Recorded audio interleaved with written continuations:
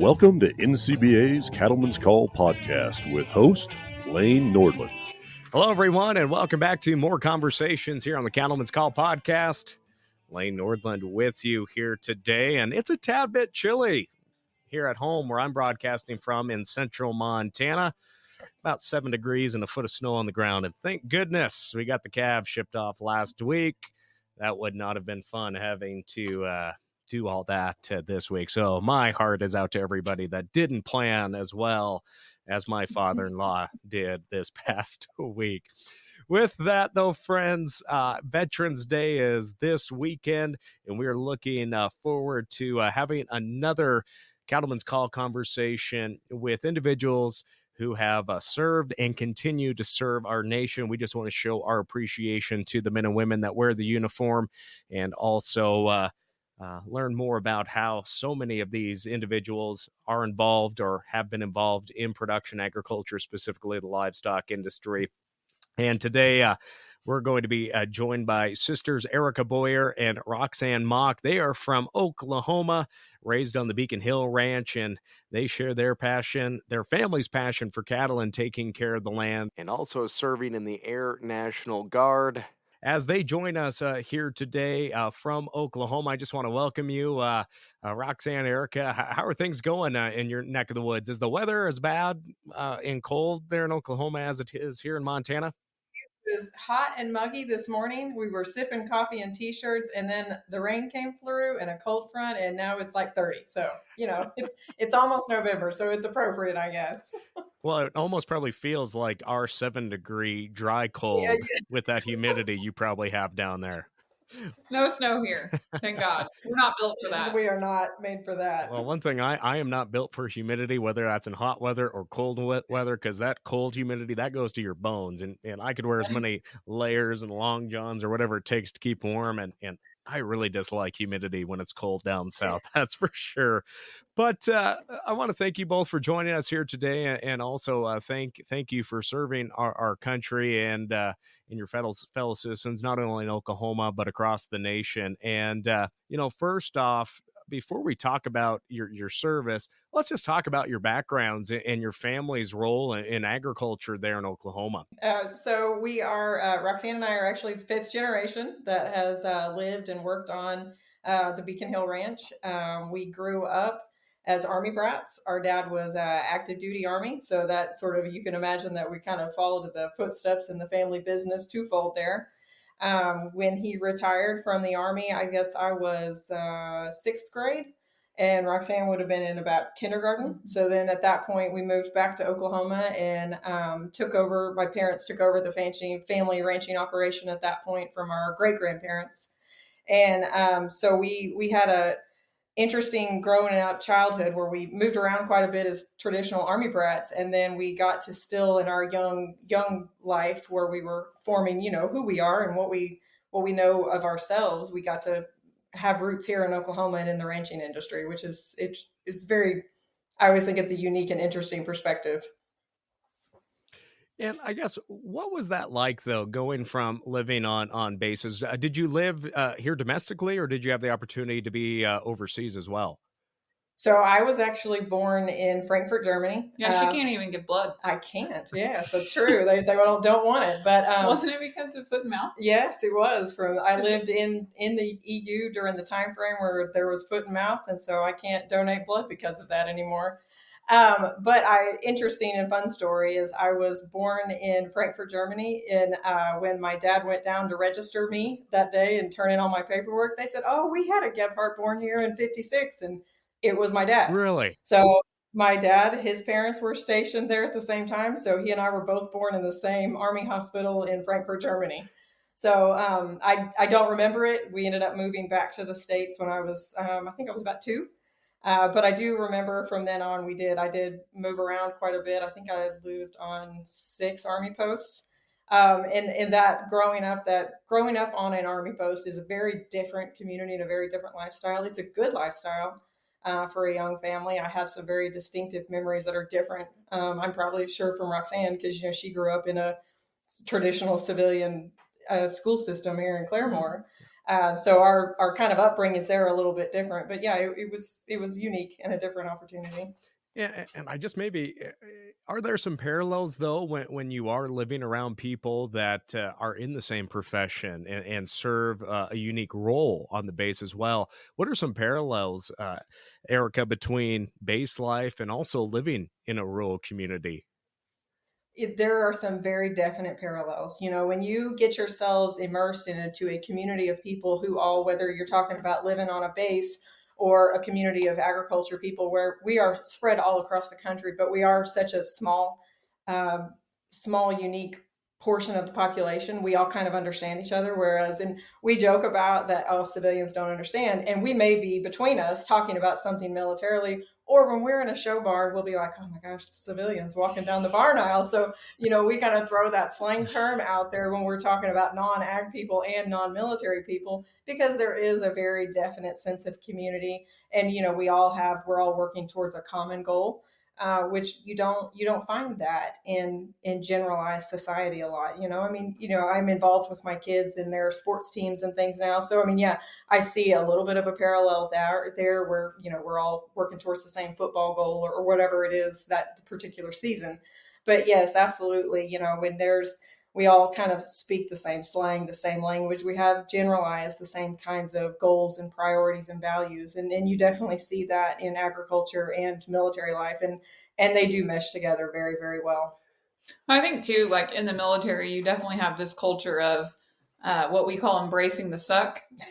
And I feel like coming from an ag background and then going into military, you're really good at making sure that, hey, the mission comes first. That's another military. That's something that I grew up with in the military from our boss was the mission always comes first. You know, it comes before, you know, whatever differences you might have interpersonal or whatever disagreements you might have. You know, our priority here is to achieve the mission. And I think similarly in a ranching background or farming, you know, you have a mission, and that's today you need to get the calves weaned. Today you need to take everything to the cell, or we need to sell a whole beef or whatever, you know, and the mission's got to come first because you need your bottom dollar to come out, right? Because it's a business. And so I think that there is a high amount of agriculture background civilians who decide to join the military, and I really think it's because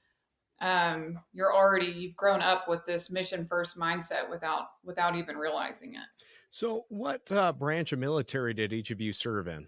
So our dad was Army, and I vividly remember he sat down with us. And so he was actually, when he retired, he became a professor at the University of Tulsa.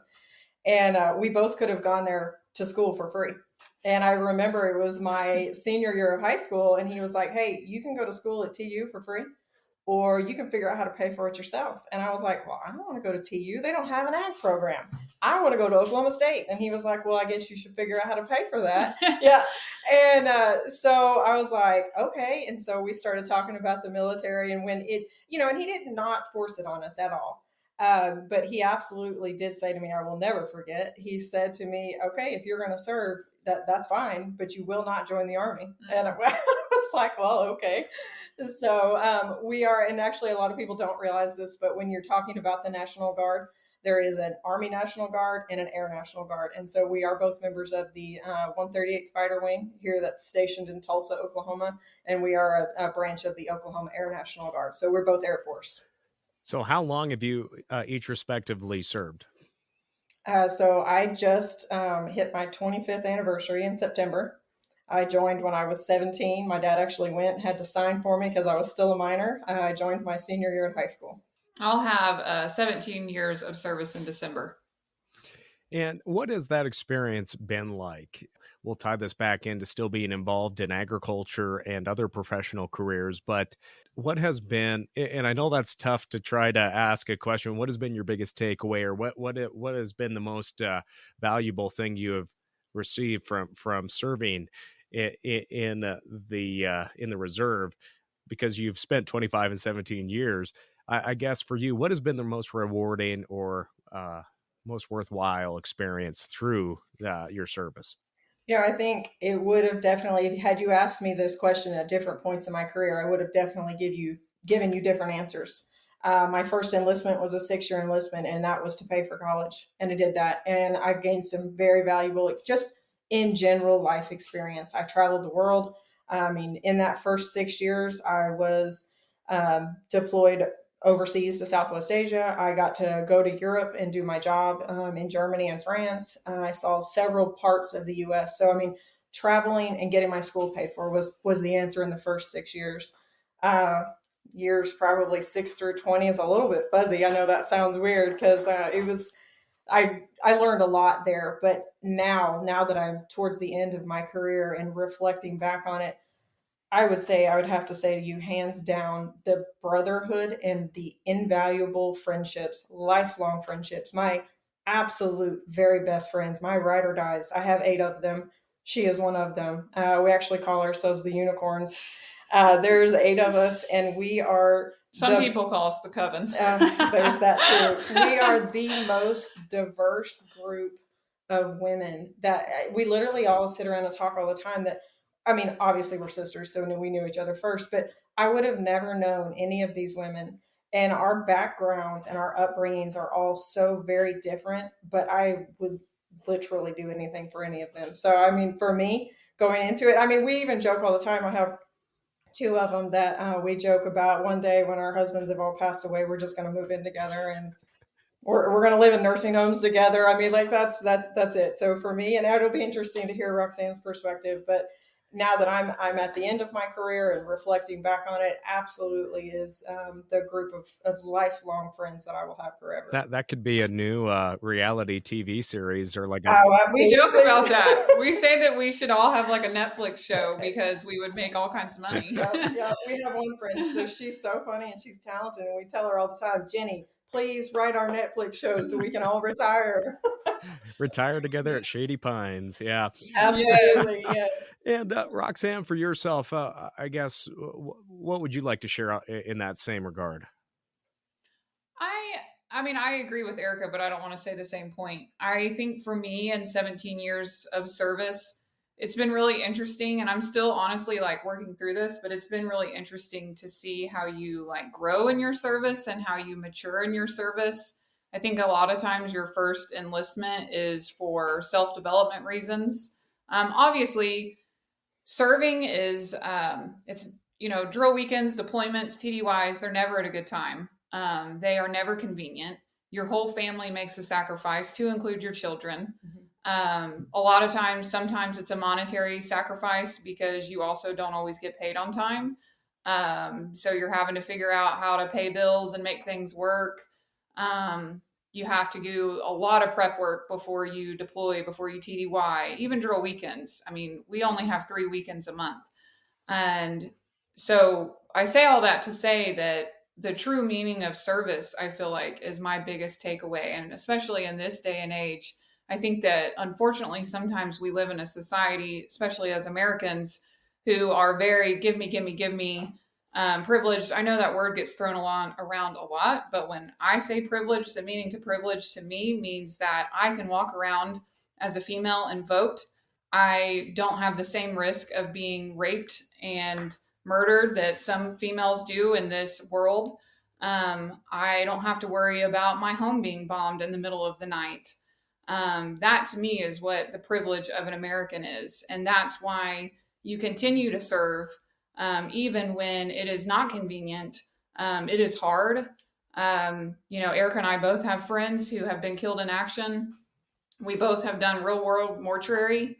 And I don't think enough Americans are familiar with that. I think that, and I'm sorry if I sound like a jaded old veteran, but I just think, like I said, the meaning of service, and when you have a friend who's killed in action, when you do real world mortuary, when you look at a mortuary tag, I remember the first time I ever did real world mortuary as part of my enlisted job. I think I was like 19. I mean, as a 19-year-old, like you're just bebopping around. You're there. I was in Germany. I was there to travel. I was there with my friends. And the first casket that came through for processing was a 19-year-old from the middle of the country, same age as me.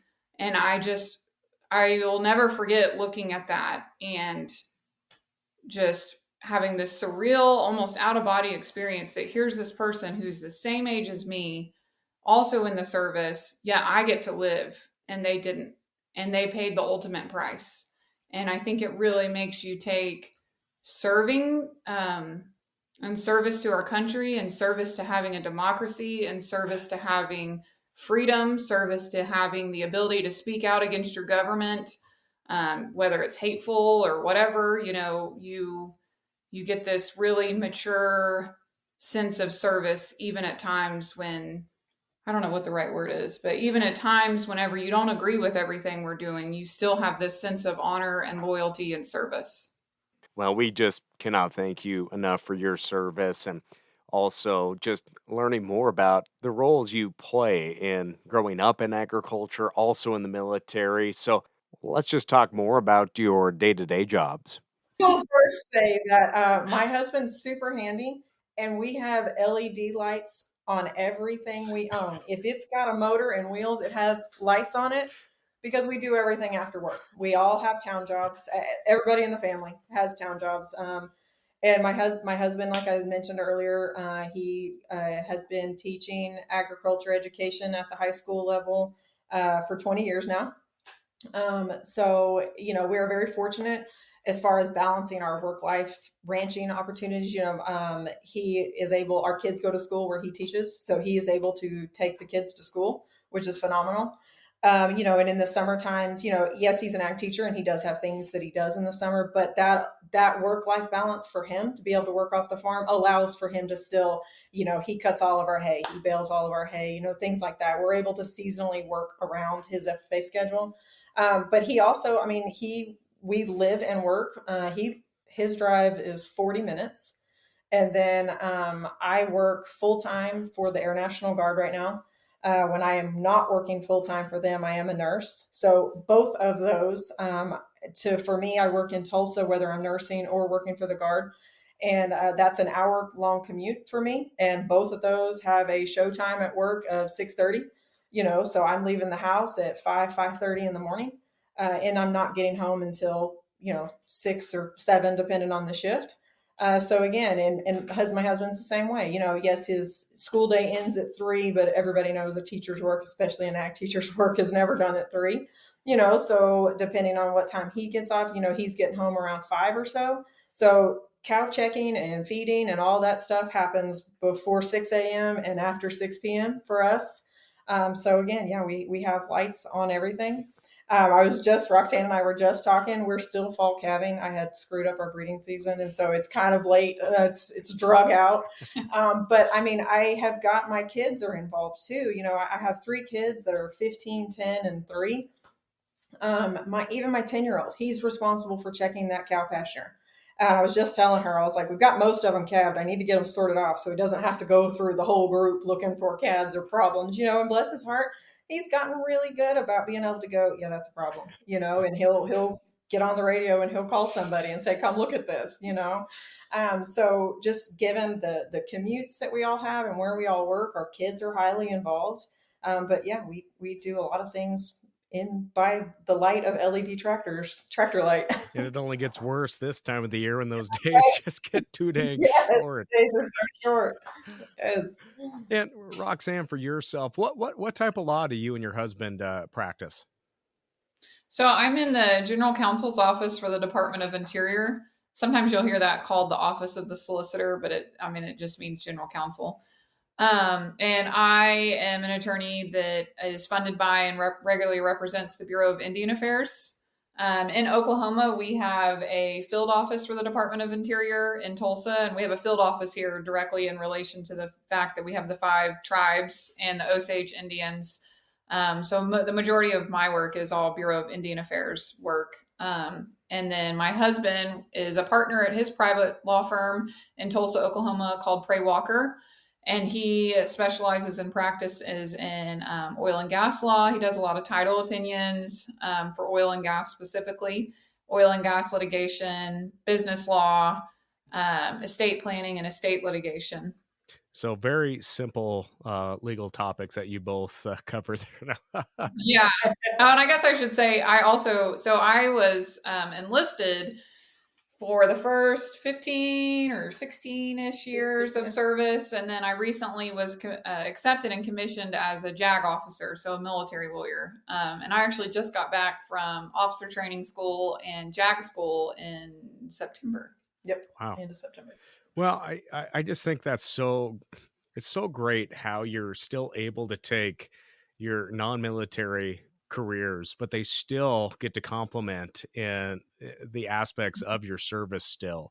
And I think that's a great thing about the Guard as well, because you're able to have those careers, but also able to help out the military even more with those careers separate from the military itself. And a question that I might ask when it comes to being involved in agriculture and livestock production, because I get asked it a lot too, is why do you want to be a part of an operation? Why do you want to run cows? You already have another career. It seems like you're wasting time and money. You're probably losing money on the cows. I get asked that all the time. Yeah. What's funny, so Erica is older than me. And so she was ready to take on, her and Matt were ready to take on the family land much prior to when I was. So they live there. And my husband and I go and help whenever we can. But I was a paralegal before I went to law school. And I vividly remember sitting there thinking in my paralegal office, I really want to have my own land so I can help every day and have cows on where I live, and have my kids get up in the morning and have to help feed and come home after school and feed, because that's how I grew up. And I think that obviously instills a lot of work ethic, and that's how I want my family to grow up. And but anyway, so I vividly remember sitting in my paralegal office looking at land prices and going, man, this paralegal gig ain't gonna cut it. I need to go to law school. So I do think, I guess to your point though, I know that some people probably are like, and my husband jokes about that too, that he partially went to law school because his family owns a saddle shop, and that's what they've done. That's their family legacy. And he vividly remembers his dad telling him, hey, you need to go to med school or law school because all the doctors and lawyers own all the land. But just that definitely was a motivating. I mean, obviously, I love practicing law and I love being an attorney as well. But land, you need to be able to purchase land. It's not cheap, and they're not making more. Well, and I mean, I think we can look at the census and USDA data and stuff. And I mean, I think what is it, like 85% of farming and ranching operations have at least one person working off the farm. It is obviously a passion, because why would all of us figure out how to juggle a career and the work that agriculture is? And I mean, I say all of us across the country, we're all doing it, and I do. People ask me that at work all the time as I'm getting close to, retiring from my military career. People are like, oh, are you just going to go work on the farm? And I was like, I wish. I mean, yeah, you're right. We're absolutely profitable, and hopefully people are being able to pay off debts and things right now. But people who aren't in agriculture, they just don't understand. I mean, it is a career of passion. You absolutely must be passionate about it, because you're sacrificing your time, yourself, family vacations, all of the things. I mean, I frequently think about, my gosh, where would Matt and I be financially? Like, we could be going on vacation all the time if we didn't A, have cows that need to be fed, and B, we'd have all this extra money. So, I mean, you've got to love it to be able to continue on with continue on with it. I mean, it's just got to be a passion. Wow. Well, I think that's like the cross street of military service and agriculture. Yeah. I mean, because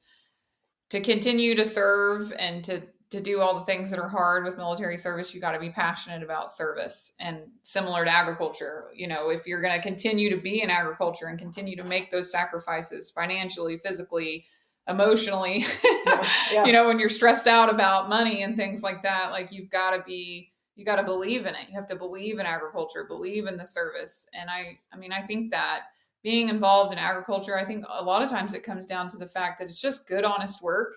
And it's something you feel good about at the end of the day.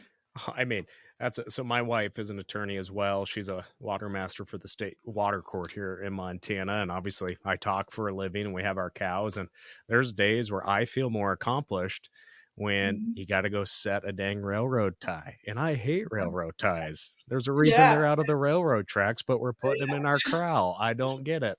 but it truly is about it is a sense of duty to me. The generations of my family that came over in the late 1800s and settled a patch of ground in Montana just to be able to have a life in the United States and Yes. and live in the land of the free and the home of the brave. Yeah. A lot of people tie our food security to our national security. It's I mean, absolutely. they really are hand in hand. Mm-hmm. No, and I think that has been a hot topic recently too, with kind of the chaos out in Washington D.C. There is now a Speaker of the House, so that makes things a little easier. But that was one of the bigger talking points recently of how the Farm Bill is food and national security, and Absolutely. and I guess if there is a person that is serving right now and maybe is thinking about coming home to the farm or ranch, or maybe they want to get involved in agriculture in some shape or form, what insight would you like to share with a person like that the importance of if their time in the military is over and they have an opportunity to be involved in agriculture, what are some tips or a conversation you would share with that person? I guess this is actually almost, I've never thought about it this way, but it's kind of the opposite of what the thought process I use when I'm talking to my husband's students. But I mean, it would be the same kind of advice. You are built for this.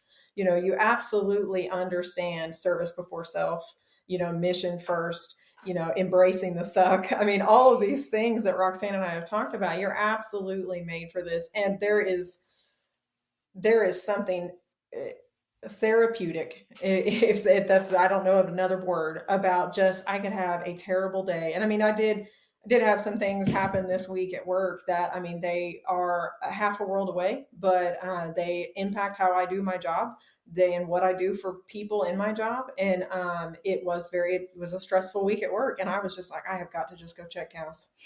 And I mean, it absolutely is. It's good, honest work that, even if you don't know a thing about agriculture, I promise, there are standard operating procedures in the military that we all function by. And there is a set of standard operating procedures in agriculture. And it can make you a good agriculturalist, whichever industry or niche that you want to choose to look at. But it absolutely, understanding that those cows need to be taken care of first, and likewise, if you're a military member, your battle buddy, your buddy in arms, whoever's next to you, you will live or die for them, and you will do the same thing for cows. The correlation there is very, very similar. I think for me, coming from the standpoint of having the goal of purchasing land for my husband and I to raise our family on, I think sometimes for someone who is getting into agriculture and they don't have a legacy farm to go back to, or for whatever reason, they don't have the assets. I mean, we all know that buying land and getting all of the assets that you need in order to run cows or farm or run goats or whatever you want to do, I think that it's really overwhelming to somebody who needs to start fresh. Whether that's a second sibling like me, or a third or a fourth sibling, or somebody who's just like, you know what, I'm going to get into agriculture because, whatever reason. I would just say that really do your research and reach out to your local USDA office, reach out to your extension offices. There are lots of programs out there that are available for grants, for low interest rate loans to help get you started. I know like the Oklahoma State extension offices have like cattlemen's classes that you can take. You can get BQA certified, beef quality assurance certified, right? Is that the right acronym? Yeah. Okay. I have so many acronyms in my life, But anyways, if you're new, just reach out to those local agencies in your state, and it can really get you started off on the right foot because I think it's kind of overwhelming for somebody who's new to it, or even if you're not new to it, like myself, but you're wanting to start your own homestead. It just feels overwhelming of, we need land, and we need tractors, and we need trucks, and we need trailers, and we need a barn, and we need fencing, and everything is so expensive right now. that I would really encourage somebody to reach out to those USDA offices, their local extension offices, because they've got a lot of resources to help you get started. They do, and it's important to take advantage of those opportunities because those programs may not be there down the road either. That's a conversation that people have quite a bit, is take advantage of the funding, the grants, or the loans, because down the road that might not be there. I don't want to keep both of you too long here today because you guys, you're pretty busy day to day, it sounds like. But I guess as this show is for Veterans Day, what does Veterans Day mean for each of you?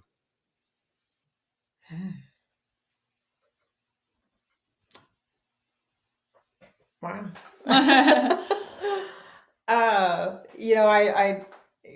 know Roxanne mentioned it earlier that she and I have both lost a very close friend who was killed in action. So the Memorial Day question is, I have a very strong and passionate answer to that. And I will always, and I know I'm not alone in that experience. Unfortunately, there's plenty of my brethren who have also experienced that kind of loss.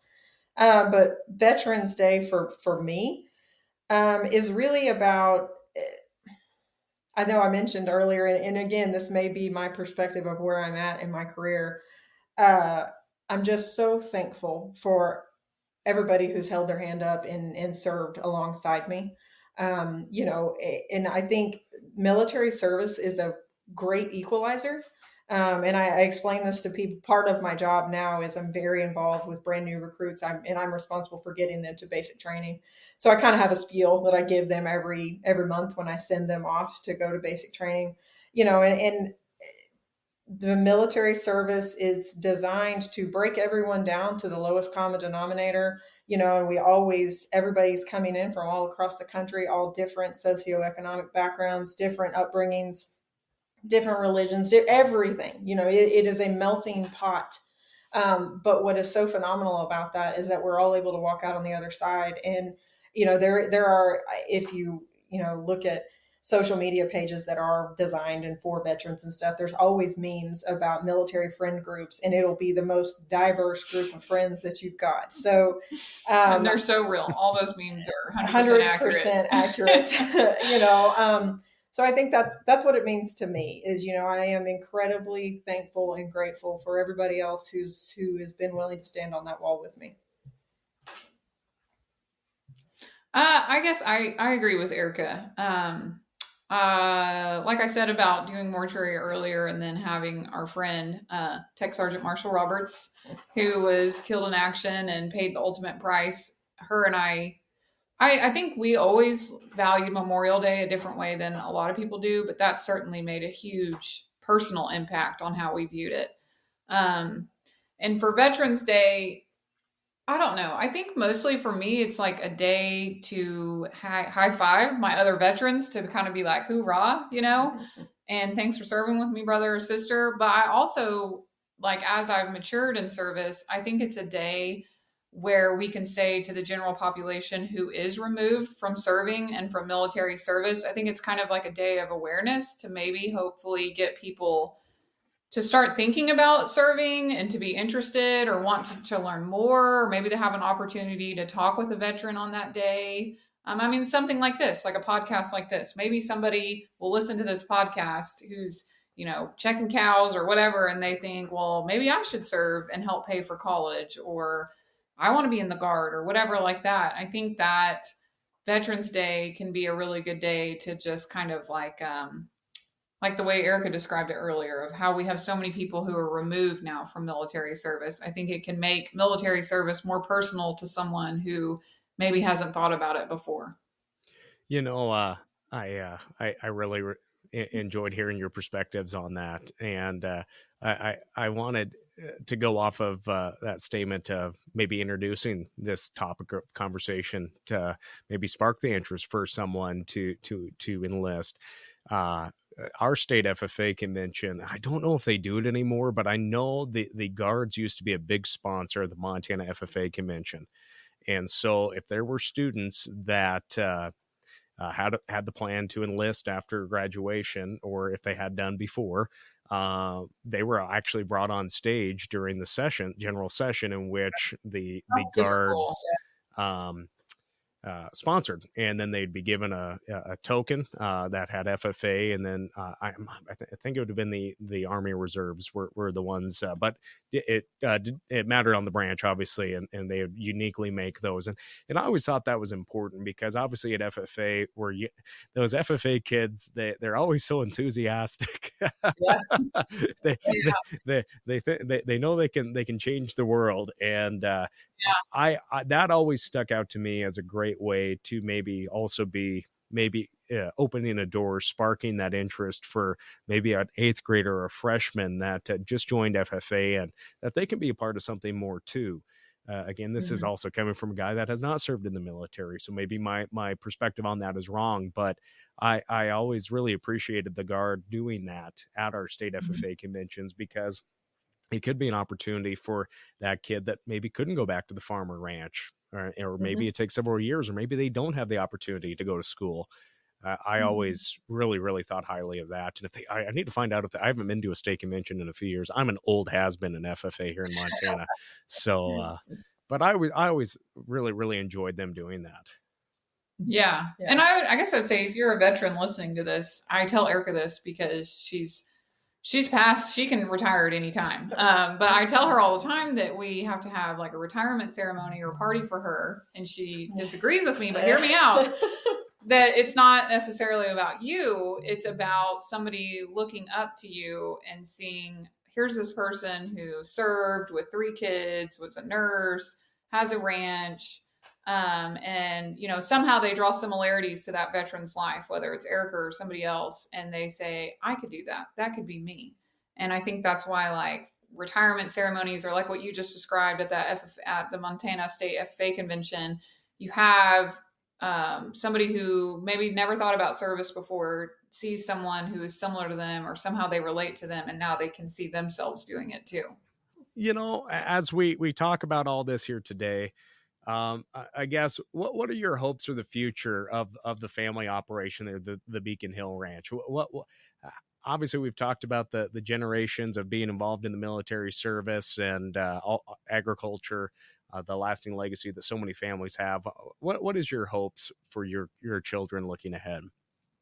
Well, I absolutely hope that at least one of my 3 kids want to continue being involved in it. I feel pretty confident that they do. They're, like I said, they're 15, 10, and 3. So the 15 and 10-year-old are both highly involved. I mean, like I said, my 10-year-old son is responsible for checking cows in the morning and the evening. Everybody, he's got his pasture, and then my husband's got 3 pastures. So I do hope that it's Roxanne talking about purchasing land and things earlier. There's 180 acres just south of us that I'm really hoping to add on one day. And I sort of joke with my son Gus, he's my second born, and I tell him all the time, son, I'm going to buy that for you. So I hope we can expand the operation. I do hope that somebody is involved and wants to be around. My son tells me he's going to be a welder and go weld up in your country, and I said, absolutely, son, go ahead. So I hope, but I feel pretty confident that they're going to be. My oldest daughter she is ate up with cows, so she's very involved in FFA. I see myself a lot in her. I don't know what she's going to do. We talk about that. Roxanne thinks she's going to be a lawyer. She's certainly smart enough to, and she's pretty dang articulate. I don't think she's got the medical science nursing bug that I had. When I went to school initially, I went to school to go to be a vet. I think, what is that, like 2/3 of animal science majors say they're going to be a vet. And actually it was my military service that changed that direction for me. I got into vet school, and then I got tasked to deploy, and I was freshly married. And by the time I got back from that deployment, I was like, you know what, I'm done being in school. I just want to be married. So, I don't know what she's going to do. I'm sure she'll have an off the farm job, but I do hope that she'll be involved. So she manages, we have a custom fed beef where we sell beef direct to consumers. That's actually her FFA project, and she's highly involved in it. She takes care of our retail sales operation. and keeps them all stocked up and inventoried. So I think she's pretty invested already. Well, that's great. And are they heading to National FFA Convention next week? They are. They are. Absolutely. Yeah, they sure are. So just for our listeners, this was taped a few days before Veterans Day and just ahead of the FFA Convention going on in Indianapolis. Are there any topics that maybe we missed over here today, or just any last thoughts you'd like to share with our listeners? I guess I would say, I know that Erica and I joke around about being crusty. Maybe we should say seasoned, seasoned veterans. But I would just say to the listeners who are considering listening to this, thinking about joining, or maybe you're a parent and you have a kid who's thinking about joining or is passionate about it and you're not sure. For all the potential worries and sacrifices and things like that, I will say that I am very proud of my military service. It has given me invaluable experiences, invaluable characteristics. I'm proud to serve with the people who stand shoulder to shoulder with me and serve. It is absolutely an opportunity to be truly a part of something that's bigger than yourself. I know you hear that a lot, but I feel like truly in the military is where you have an opportunity to absolutely experience that. And so I would say if you're curious, call up the Guard, call up the Reserve, call up active duty. You don't have to join, but it never hurts to ask questions. And I've met people that I never would have met had I not been in the military. And it is absolutely about the people who serve. The people who serve are second to none. And you will meet some of the most amazing people who become truly your sisters and brothers in service and outside of service. If I had some kind of terrible family emergency or my house burned down, I already know that my Guard unit would help me, and they would be here without me even calling. So I would just say that if you're thinking about serving, that I am seasoned and crusty, but I still would join over again. I still would serve 17 years over again. I would still make the same sacrifices that I've made. Just call somebody that you know is serving. Call me or Erica. Mm-hmm. We'd love to talk to you about it. I guess that's the last thing I would say. Yeah, I would not to just echo what she said, but if I were able to go back into 1998 and Woo! Talk to myself again, I would absolutely do it again. I actually am reflecting on a conversation. I think I mentioned earlier that this has been a tough week at work. And it is all military related, global things going on right now in the world.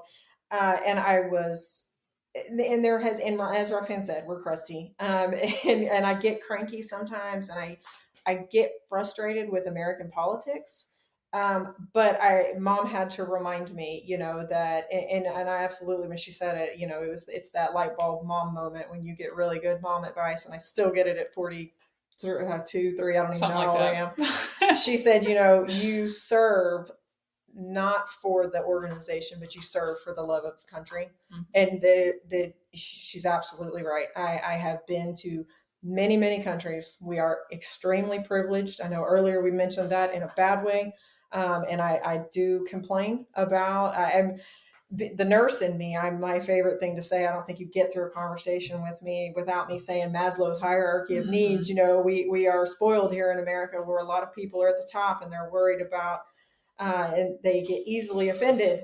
But you have the luxury to be easily offended because you are safe and sound and secure in a country that it truly is second to none. We are a phenomenal group of people in this country. The agriculture producers in this country and the military members. So I would echo what Roxane said. I would not change my service. Obviously I stuck around for 25 years. But even the sacrifice, and I think even if you talk to my husband, the sacrifices that he has made, the sacrifices that my kids have made, that it is worth it. This country is worth it. Mm-hmm. And I certainly got more out of my military service than the government got out of me. So I wouldn't change it for the world. Yeah. And I guess also, I think that it's easy right now, if you're paying attention to politics or news or anything, it's easy to feel kind of like negative about America or our government or whatever. But honestly, joining the military allows you to have this perspective where sometimes you can push back from your desk and be like, you know what? America is so amazing. Like, there is a reason why so many people for real die to get here, because America is such a place of opportunity. And I hate that sometimes our media cycle and our news cycle, allows for that shiny American pioneer spirit to be dulled, because there is so much good here. Yes, I know we have a lot of work to do. I mean, my prior legal job was I worked for Legal Aid Services of Oklahoma, and I represented pro bono all low income disabled Americans. There is plenty of work to do here, but there is also so much good here. There are so many things, just the American democracy, the American spirit, the ability to go and make something of yourself, the ability that I got to choose to go to law school. I got to figure out a way to pay for everything on my own. I got to figure out a way to pay for buying myself my own land. There's so many places in this world where you can't do that. And I think sometimes we just get a little negative, but I mean, hopefully this isn't terrible for me to say, but man, America's badass, and I just wish that more people would get excited about being American sometimes now, because I know there's things for us to work on. I know that, but I mean, still, with perspective, America has so much good going for it. You can perfectly say that on this show. We're well, again, Roxane and Eric, I want to thank you for taking the past almost hour to just sit down with us and listen to a guy here sitting in central Montana that appreciates all the men and women that serve and who have served in our armed services, because I've traveled the world, I've seen things, and I do know we live in the greatest country on earth. And are we perfect? No, but I greatly appreciate you joining us here today, and I want to thank you for your service. Thank you so much. Thank you.